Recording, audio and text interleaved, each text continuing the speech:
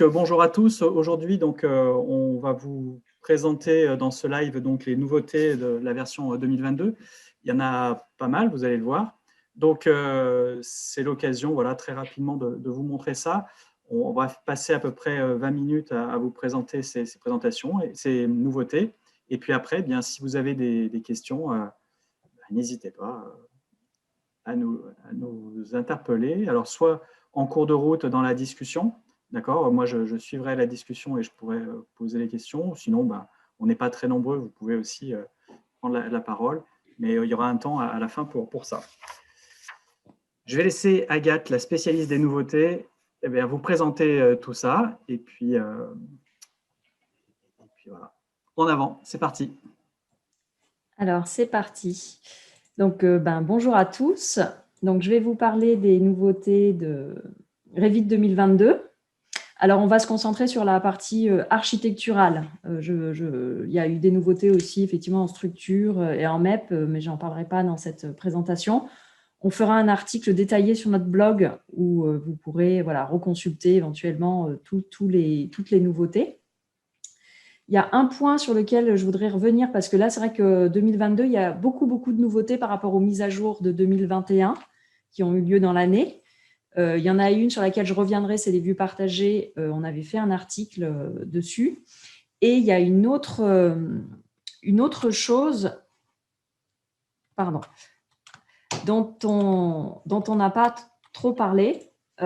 C'est le fait de pouvoir, depuis les mises à jour de 2021, réinitialiser son géoréférencement. Alors ça, c'est extrêmement pratique. Et je vais quand même vous le montrer, même si ce n'est pas une nouveauté 2022. Vous voyez, alors, je pense que vous voyez bien mon écran. Ici, par exemple, je suis dans un projet qui est géoréférencé, puisque voilà, il y a des coordonnées qui ont été affectées, il y a une orientation, etc. Donc, si jamais, source d'erreur, etc., on veut réinitialiser, c'est dorénavant possible. Donc, depuis la 2021.2, je crois, gérer, emplacement du projet, vous avez dans les coordonnées ce nouveau bouton « Réinitialiser les coordonnées partagées ».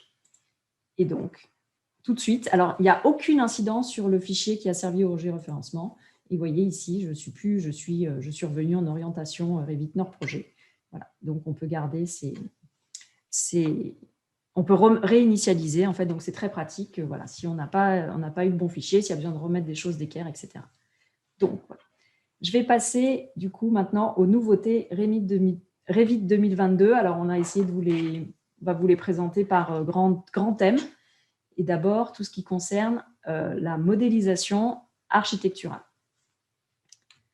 Alors, grosse nouveauté par rapport à modélisation, c'est qu'on va pouvoir enfin, et là, les gens qui travaillent sur des bâtiments existants vont être ravis, on va pouvoir enfin modéliser des murs avec des épaisseurs variables. Donc, il suffit pour cela d'avoir un type de mur dont la spécificité est par rapport aux couches. Alors, une seule couche peut être variable et on va donc devoir, dans le type de mur, cocher cette case variable. Donc là, par exemple, c'est ma couche porteuse de maçonnerie qui est variable et vous allez voir que les autres vont suivre. Donc, je lance la modélisation de mon mur. Et ensuite, alors, il suffit d'aller dans la section. Donc, on retrouve l'incliné qui était apparu en 2021 et maintenant, on a le trapézoïdal. Alors, il y a deux façons de le paramétrer. Soit tous les murs ont le même biais et dans ce cas-là, vous pouvez le paramétrer dans le type de mur, donc en donnant, vous voyez, par rapport à l'extérieur, à l'intérieur, un angle, ou vous pouvez le faire par mur en donnant, en fait, à chacun, je vais y aller un peu fort, une orientation, voilà, comme ceci. Et donc, vous retrouvez des sections biaisées. Autre nouveauté qu'on n'avait pas, donc par rapport au mur incliné, je ne vais pas vous le montrer, je vais juste vous l'expliquer, on ne pouvait pas modifier le profil d'un mur incliné, ça a été corrigé, on peut le faire maintenant. Alors, nouveauté aussi en termes de représentation, on peut dorénavant, en plan, cacher les couches non porteuses des murs. VV, donc je vais à la catégorie murs. Et j'ai dorénavant, vous voyez, cette case qui est apparue en sous-catégorie couches non porteuses. Appliquer, et je ne verrai plus que les couches principales de mes murs. Alors, bon, moi j'ai un petit bémol, c'est que ça marche que en plan, que sur les murs. Ça veut dire que j'espère qu'ils vont étendre ça au sol, au toit, et qu'on pourra le faire en coupe. Mais déjà, pour les plans de structure, ça va être très pratique. Donc voilà pour les nouveautés qui concernent les murs. Alors ensuite, je vais vous parler de l'outil trajectoire. Donc l'outil trajectoire est apparu en 2019, si je ne me trompe. Elle a été étoffée de beaucoup d'outils. Alors, je ne vais pas m'étendre sur tous, on détaillera dans notre article. Juste une qui est très pratique, c'est que jusqu'à présent, on n'avait qu'une seule trajectoire. Il fallait, donc, quand il y avait plusieurs choix de trajet, il nous en faisait qu'une, il fallait en faire plusieurs. Et aujourd'hui, on a cet outil trajectoire multiple. Donc, on va juste paramétrer voilà, la distance minimale qui sépare nos trajectoires. Et donc, par exemple, vous voyez, si je me positionne ici et que je veux aller sur ce point-là, comme il y a 2 portes au local, Revit m'a proposé 2 trajectoires. Donc, assez pratique. Voilà, le reste, je ne vais pas vous les détailler, on les aura dans l'article. Donc, l'outil trajectoire voilà, qui s'est étoffé de tous ces outils. Alors, les autres outils vont vous servir quand vous faites des plans de flux, et notamment par rapport aux distanciations sociales. Ça va être assez pratique si vous êtes amené à faire ce genre de plan. Alors, autre nouveauté intéressante, très intéressante pour nous aider à modéliser. On va pouvoir enfin, dans les vues 3D, excusez-moi, dans les vues 3D, voir la projection des quadrillages. Alors, c'est une fonctionnalité des vues 3D, un nouveau bouton qui est apparu, afficher les quadrillages, modifier. Alors, il faut choisir le plan sur lequel on va les projeter. Alors, par exemple, je vais les projeter sur la toiture pour que ce soit plutôt en haut. Vous voyez, donc là, ils se sont projetés effectivement sur mon plan de toiture.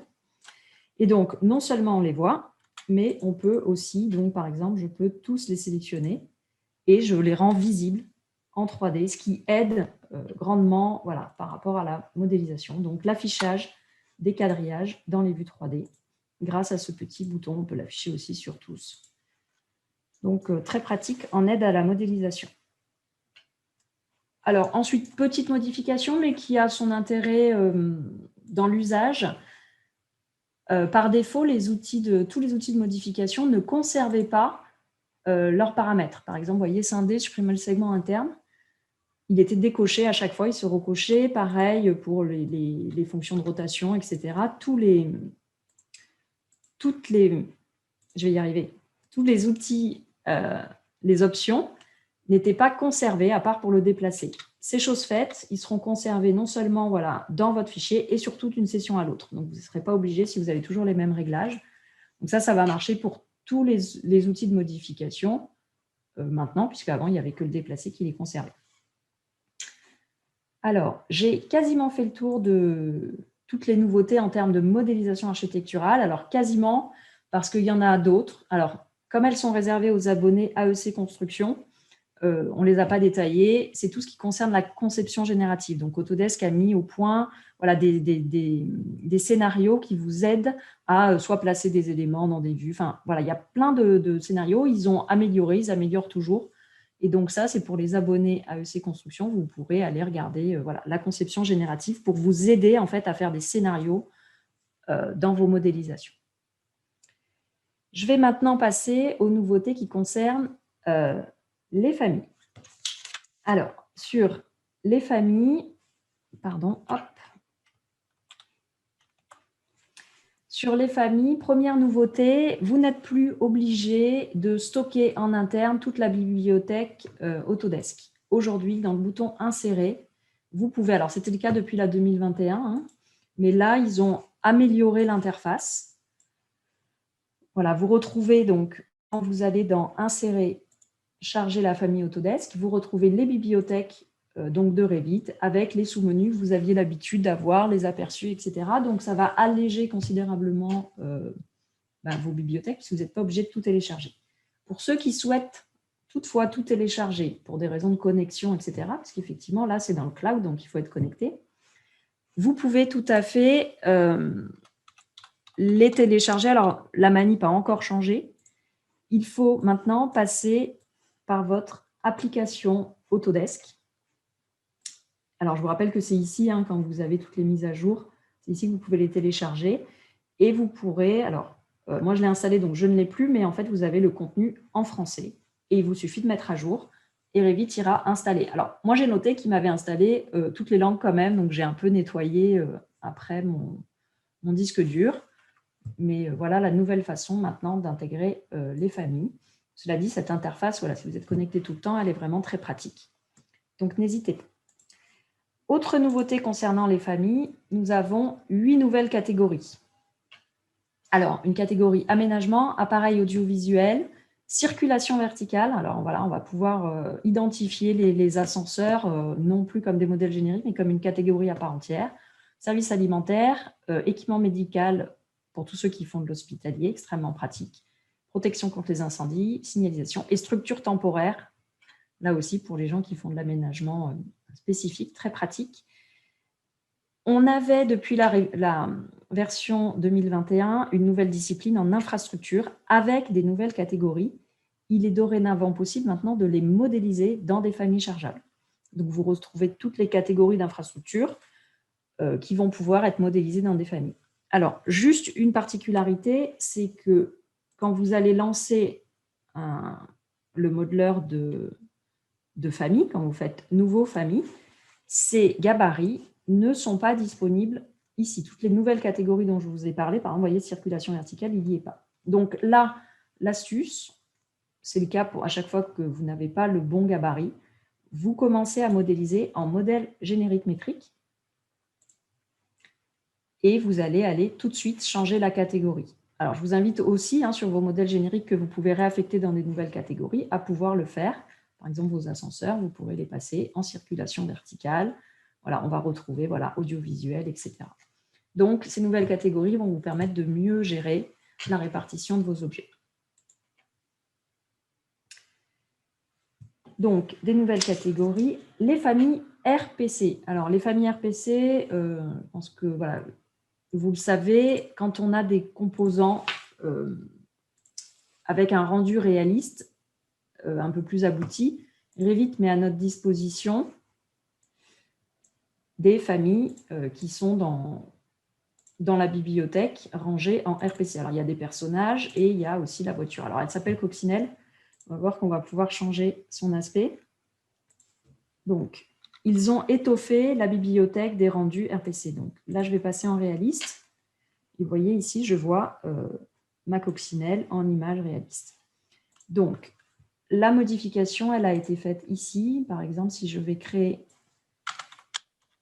une nouvelle voiture. Alors, ma famille s'appelle toujours Coccinelle. En revanche, apparence de rendu.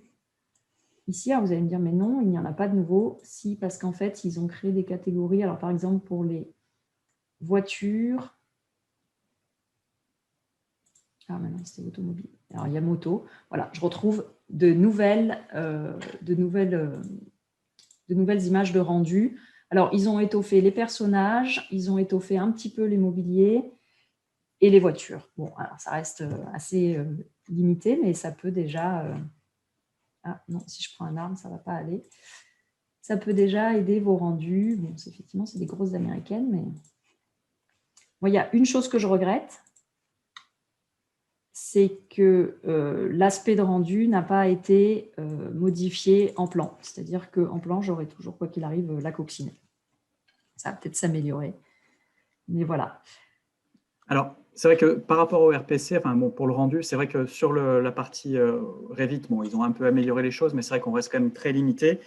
Après, vous savez, alors pour ceux qui ont par exemple un plugin comme Enscape, vous savez qu'il y a des centaines en fait, de symboles comme ça qui sont bien représentés en 2D et sous une forme 3D très simple, très légère.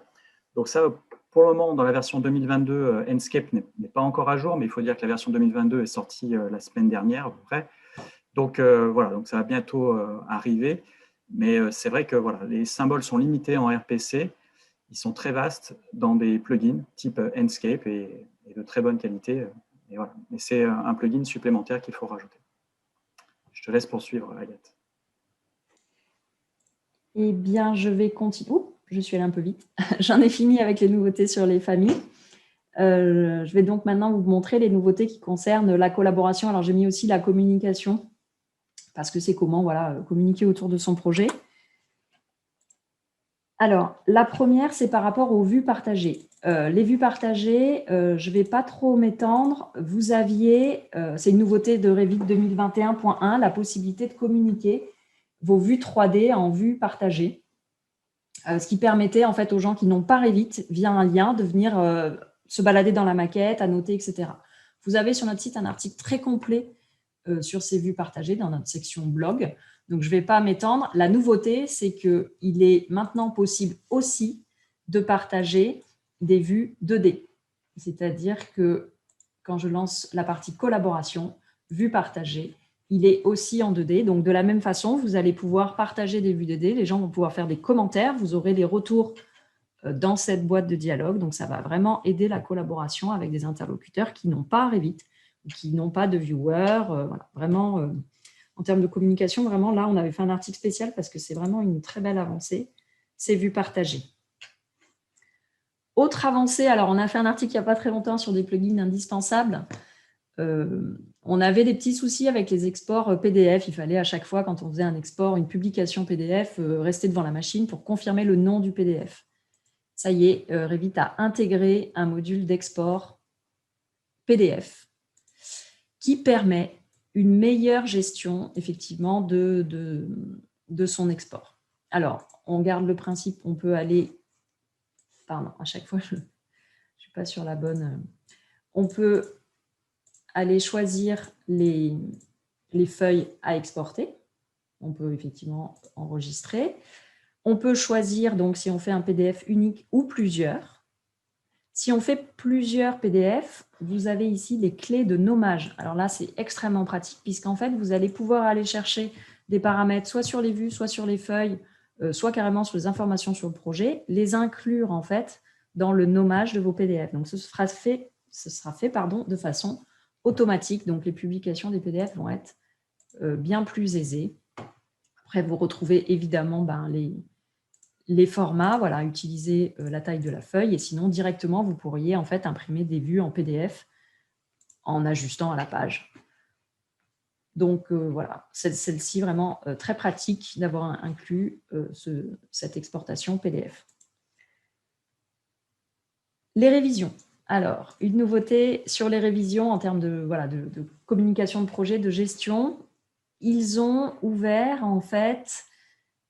Jusqu'à présent, dans les révisions, on ne choisissait qu'une numérotation, c'était soit alphanumérique, soit numérique, et les révisions s'enchaînaient. Il est dorénavant possible, en fait, de créer différents modes de numérotation. Vous voyez, par exemple, là, j'ai créé une numérotation des modifs clients qui viennent s'interférer, on va dire, dans ma numérotation d'indissage. Et donc, ça va me laisser beaucoup plus de souplesse dans la gestion de mes révisions, puisqu'à chaque fois, je vais pouvoir choisir, en fait, à quelle numérotation je l'affecte, et je peux en créer autant que je veux. Ils ont étoffé aussi le fait qu'on puisse définir le nombre de chiffres, en fait, dans les numérotations, ce qui n'était pas le cas. Ça faisait 1, 2, 3, 4. Ça ne faisait pas 0, 1, 0, 2, 0, 3.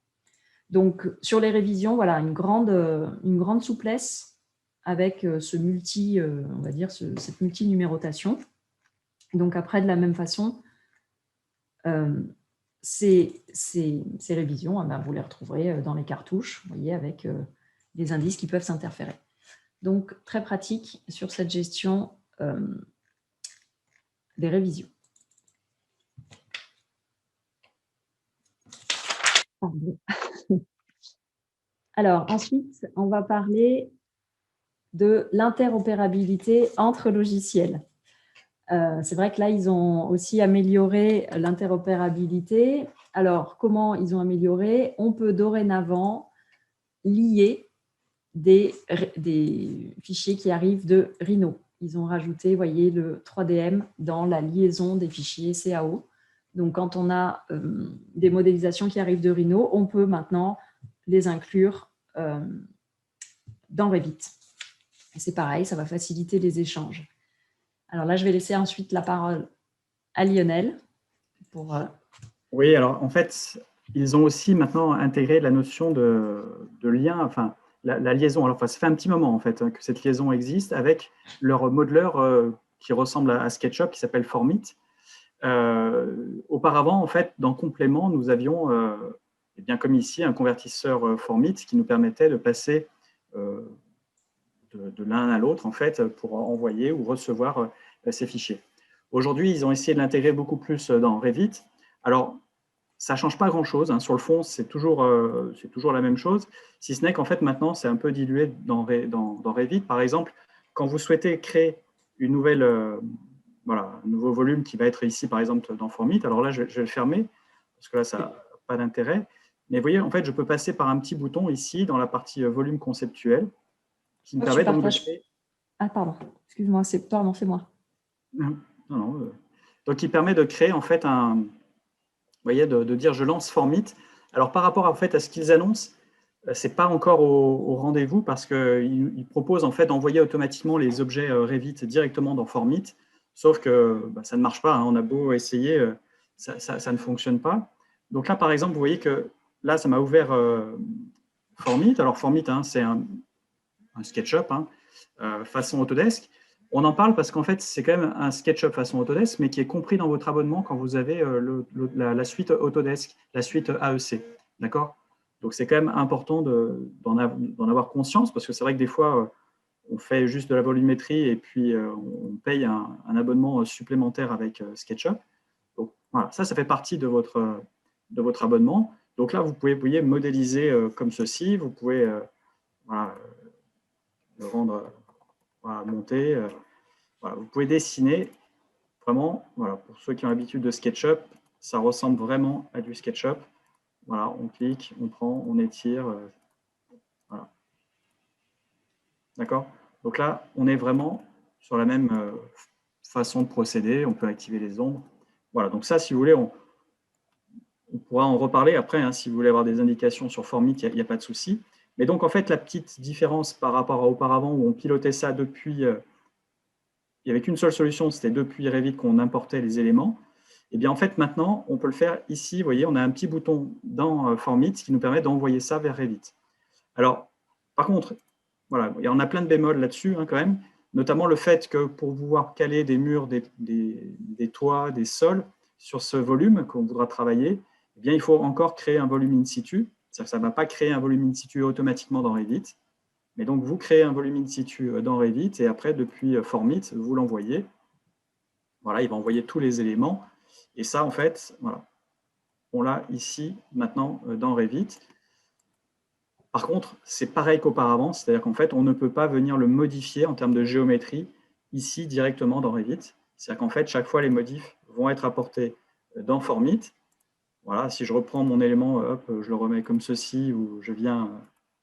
Alors, les méthodes, hein, c'est exactement pareil. Oui, là, je suis en train de faire appuyer sur CTRL pour créer un nouvel élément et en monter un de plus. Voilà, ma forme est particulière, on va dire. Voilà, allez hop, je réimporte. Et donc là, voilà, ça s'est mis à jour ici dans Revit. Mais là où ça n'a pas changé par rapport à auparavant, c'est qu'en fait, il a gardé l'objet d'origine. Voilà. Donc, voilà, c'est bien, ils ont mis des petits boutons qui permettent d'aller de l'un à l'autre, mais on ne peut pas dire que pour le moment, ça soit encore hyper abouti. On pense que c'est vraiment en phase de transition et que ça va évoluer, et notamment qu'on puisse le faire sous le principe des liens, en fait. Parce que pour le moment, c'est vraiment des objets importés et il n'y a pas de mise à jour automatique. Voilà. Mais voilà, ça a quand même son intérêt parce que, par exemple, voilà, quand on sort, eh bien, on peut venir coller contre des murs, d'accord ? Je peux venir dire, je veux un mur ici, j'en veux un là, etc. D'accord ? Comme si c'était un volume in situ. Enfin, c'est un volume in situ, d'ailleurs, sur lequel je viens coller des éléments. D'accord ? Mais s'il y a une mise à jour, je serai obligé de réappliquer mes murs, réappliquer mes toits, etc. Donc voilà, donc, c'est pas mal, mais on espère que ça va s'améliorer dans les années à venir. Voilà.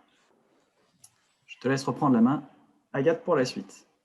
Eh bien, je continue donc sur les échanges. Une amélioration, bon alors je vous en parle quand même, il est dorénavant possible d'exporter les nomenclatures directement depuis Revit en format CSV pour Excel. Donc, dans la nomenclature, fichier exporté, alors toujours aussi bien caché, rapport, nomenclature. Auparavant, nous n'avions que le TXT en format, il y a le CSV qui est apparu. Bon, voilà, petite avancée. On en reste quand même à vous conseiller d'utiliser des plugins. Alors là, je vous invite à aller lire notre dernier article sur tous les plugins qu'on vous conseille, parce qu'il y en a un notamment chez Dairouts qui est vraiment formidable pour faire les échanges avec Excel. Donc voilà, mais on ne sait jamais. Et puis pour ceux qui auraient la version LT, donc pas la possibilité d'installer des plugins, cette nouveauté pourrait être utile.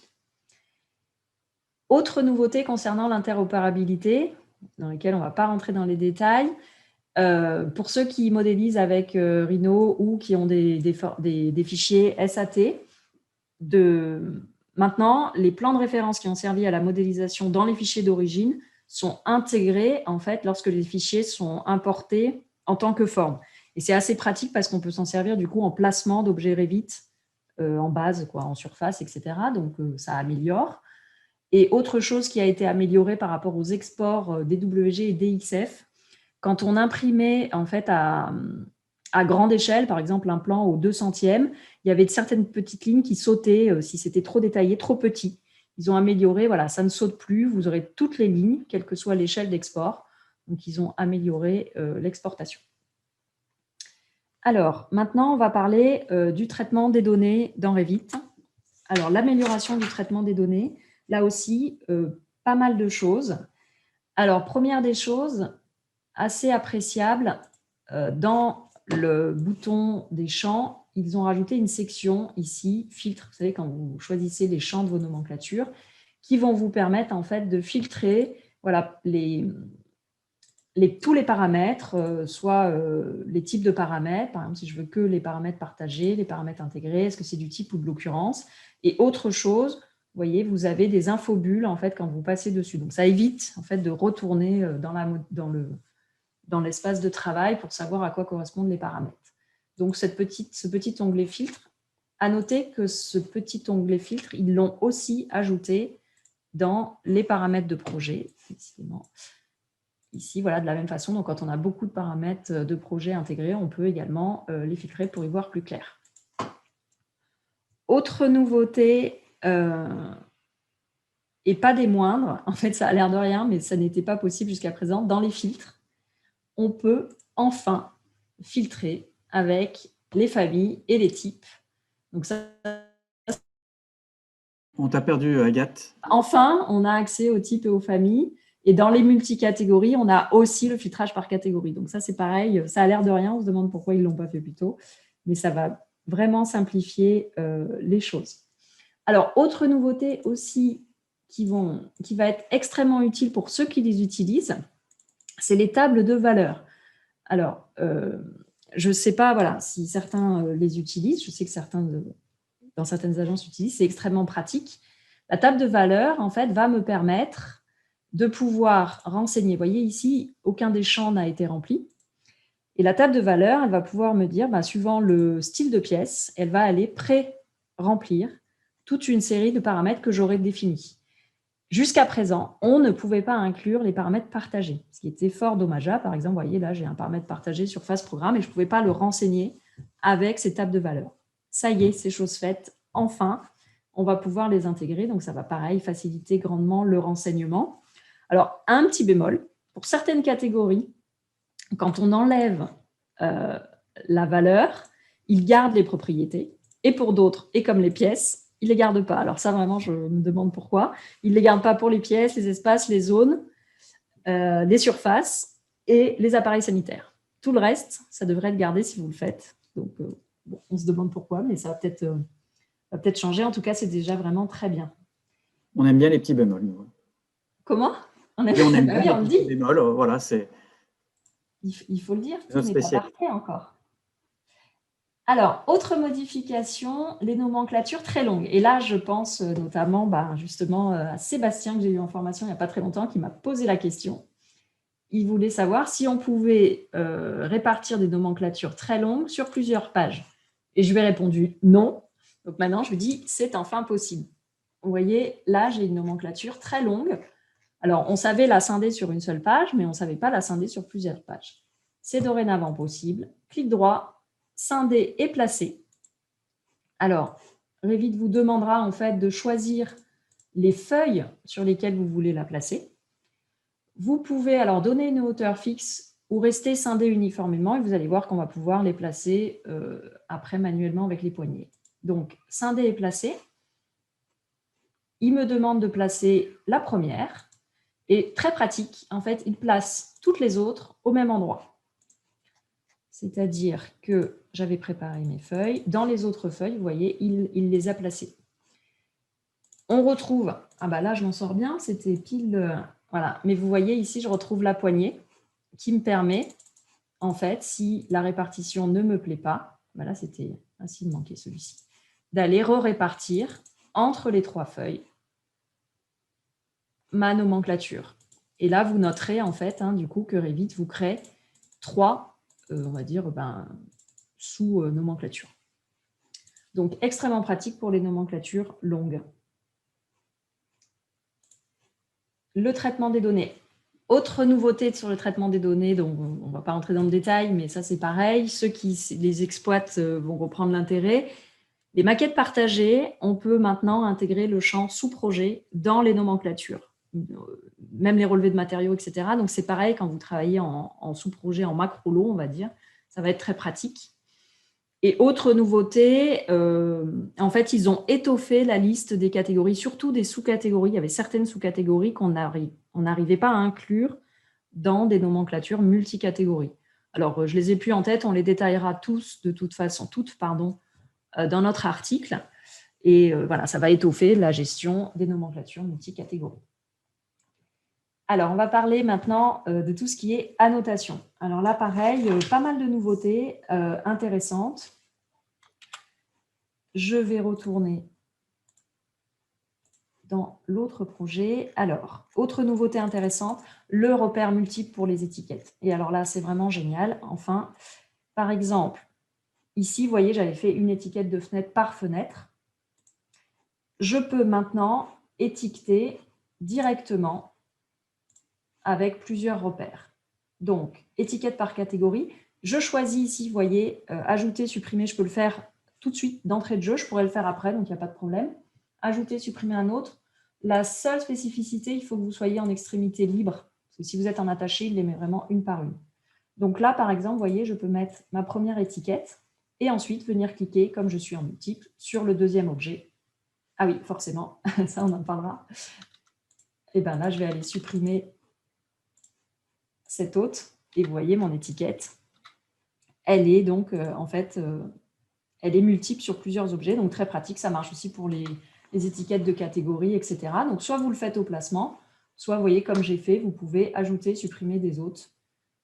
Et du coup, voilà, il va enlever ou rajouter des étiquettes. Donc, ça va marcher pour toutes les étiquettes.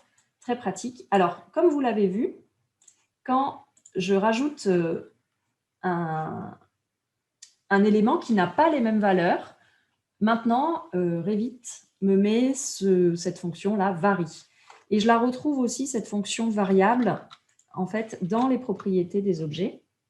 Par exemple, je vais y arriver. Quand je prends deux fenêtres qui n'avaient pas des valeurs de paramètres identiques, avant, Revit me mettait une case blanche et j'avais du mal à distinguer entre ce qui était différent de ce qui n'était pas rempli. Et maintenant, il me met varie. Pour info, c'est aussi possible de changer cette valeur de texte. Donc, assez pratique de pouvoir identifier voilà, les variables dans les paramètres. Autre nouveauté, alors là, je pense qu'on va avoir beaucoup de gens ravis. On peut enfin tourner les étiquettes. Alors, soit avec la valeur de rotation, soit dans les propriétés, vous voyez, vous retrouvez cette valeur d'angle. Donc, extrêmement pratique. Je ne me souviens plus de mon angle.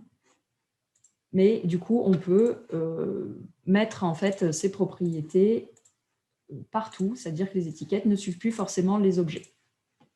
Donc, très pratique. la rotation des étiquettes, qui va améliorer vos mises en page. Donc ça, vraiment, des petites choses, hein, mais qu'on apprécie. Autre petite chose qu'on apprécie énormément, jusqu'à présent, quand on voulait rajouter des préfixes ou des suffixes à des cotes, il fallait le faire occurrence à occurrence, cote à cote. Ils ont amélioré, on est capable, alors là, par exemple, j'ai créé un style de code pour le gros œuvre. On est capable maintenant, donc vous voyez, les nouveautés, elles sont là, préfixe de cote ou suffixe. Moi, j'ai rajouté un suffixe de cote. Ça veut dire que sur toute ma ligne de cote, Revit va rajouter ce préfixe. Et ça, c'est pratique, voilà, pour les cotes impératives, ou etc. On n'est plus obligé de le faire occurrence à occurrence. Ah, autre chose, alors pareil, on se demande, pour ceux qui l'ont expérimenté, ce n'était pas possible facilement en fait, de mettre des codes d'inclinaison sur des rampes. Il fallait soit à côté des garde-corps, soit il y avait un stratagème, il fallait les copier sur des dalles, enfin, c'est enfin possible. Alors là, on peut dire alléluia, vous voyez, c'est facile, ça paraît tellement évident. On peut coter les rampes avec les codes d'inclinaison directement, sans avoir à les mettre sur des objets annexes. Autre nouveauté sur l'amélioration des annotations, l'étiquetage des modèles liés. Quand on étiquetait une maquette liée, l'étiquette, quand on déchargeait le projet ou qu'il y avait un problème de chemin, elle sautait. Ça y est, il garde en mémoire, c'est-à-dire qu'on va se retrouver avec des étiquettes qui sont orphelines et en cas de rechargement, l'étiquette va remettre la valeur. Alors bien sûr, si l'élément est toujours là, hein. Mais ça va faire pareil, un énorme gain de temps. Et autre amélioration, donc ça c'est dans les familles d'étiquettes, toutes les catégories n'avaient pas la fonction rotation avec le composant. Alors il l'améliore à chaque fois, il l'incrémente à chaque fois de nouvelles catégories. Et là aussi, la liste s'est allongée. Donc pareil, on vous mettra le détail dans notre article. Alors, de mémoire, je sais que par exemple, les appareils sanitaires, ça ne suivait pas jusqu'à présent et maintenant, ça va pouvoir suivre. On va attaquer le graphisme. Alors, sur le graphisme, grosse nouveauté et pareil, qui va nous faciliter beaucoup la tâche. Ils ont enfin inclus les phases dans les filtres. Alors, je m'explique. Jusqu'à présent, c'était, voilà, il fallait passer par les filtres de phase, mais on n'arrivait pas à dire, ben voilà, quand on avait du multiphase, dire repérer en couleur telle phase pour avoir une vue d'ensemble, en fait, de tous les objets par phase. C'est chose faite. On peut maintenant, voilà, par exemple, je peux arriver à ce genre de vue, vous voyez, où j'ai mis en couleur les phases par rapport, les éléments par rapport à leur phase. Donc, pareil, ça n'a l'air de rien, mais les phases de création et de démolition n'étaient pas dans la liste des champs possibles pour faire des filtres. Donc, grosse souplesse, on va pouvoir mettre aussi les choses futures ou les choses hypothétiques, etc., avec tous ces filtres sur les vues, très pratiques. Bon, après, petite nouveauté, mais bon, ils ont toujours sur les filtres. Alors, depuis la 2021, on a cette case-là qui est très pratique parce qu'on ne perd plus ses réglages. Et autre chose, on ne pouvait pas sélectionner plusieurs lignes et réaffecter la même chose. On était obligé de le faire ligne à ligne. Voilà, des petites choses qui facilitent le graphisme. Mais là, les filtres par phase, vraiment très pratiques. J'en ai fini avec toutes les nouveautés, on va dire, qui concernent l'architecture. Il y en a d'autres, évidemment. Alors, il y a Dynamo, 77 nouveaux nœuds qui vont vous permettre d'incrémenter voilà, vos scénarios, et qui vont faciliter votre programmation. Et il y a aussi de nombreuses nouveautés en MEP, en électricité notamment. Et je me dis que j'ai oublié pas mal. sur les annotations. Ouais, j'ai oublié. Alors justement, j'y pense par rapport à la MEP. On m'a posé la question il n'y a pas longtemps sur les interrupteurs, le fait que le symbole en 2D apparaisse en plan alors que la famille est sur le mur. C'était des familles un petit peu spécifiques. Alors, on en reparlera plus en détail dans notre article. Mais maintenant, lorsqu'une famille a une annotation générique imbriquée, que cette famille est chargée, par exemple, sur une face verticale, on pourra voir l'annotation en plan. Alors là, c'est pareil, ça va être extrêmement pratique. Ça va éviter les usines à gaz qu'on avait jusqu'à présent. Voilà, Okay. J'en ai fini avec toutes ces nouveautés. Voilà, donc là, ça nous a permis de vous montrer en fait toutes les nouveautés de Revit. Alors, comme a dit Agathe, on ne les a pas toutes détaillées. Après, voilà, ça demande plus de temps, plus une formation. Enfin, voilà. Donc, n'hésitez pas, si vous avez des questions, si vous avez des envies, à nous solliciter. On va aussi très prochainement proposer des formations, alors justement sur Formit, dont on parlait tout à l'heure, et puis aussi sur le plugin dont Agathe a pas mal parlé. On est très fan en ce moment là, de Dieroots.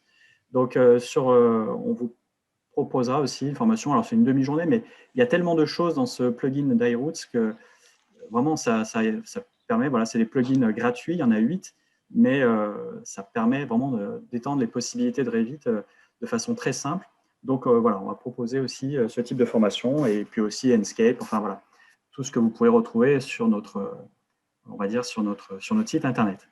Alors, si on en a fini aujourd'hui là pour les présentations du live, si vous avez des questions, eh bien, on vous écoute, on est à votre disposition pour répondre. Alors, n'hésitez pas, soit dans la discussion, soit oralement, à prendre la parole si vous avez des questions sur ces nouveautés.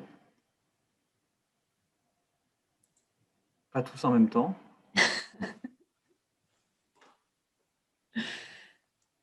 Non, bon, visiblement, Bon. pas de questions. C'est que, Agathe, tu as été très, très claire. Voilà, j'espère que cette présentation vous a été utile. Et comme je vous disais, de toute façon, voilà, restez attentifs sur notre site. Dans la partie blog, vous aurez très prochainement un article complet sur toutes les nouveautés. Et puis, on mettra à disposition l'enregistrement de cette présentation sur l'espace membre. Donc, tous ceux qui ont accès à l'espace membre de Réformation, eh bien, vous pourrez revivre cette présentation à tête reposée le soir, après 19h. OK. Eh bien, écoutez, merci d'être venu, et puis à bientôt pour un nouveau live. Merci à tous. Merci à Bonne tous. journée. Merci. À bientôt. À bientôt. Au revoir.